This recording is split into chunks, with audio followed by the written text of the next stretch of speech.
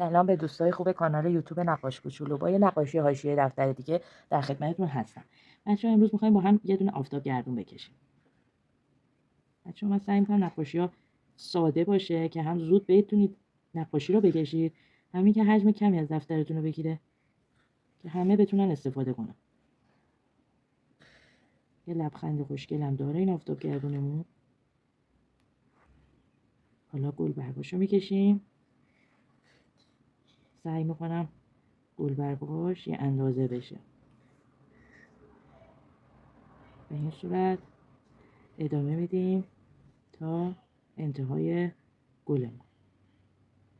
حالا براش یه ساقه میکشیم، 2 تا برگ،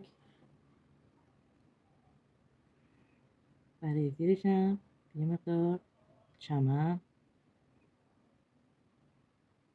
به این صورت میکشیم.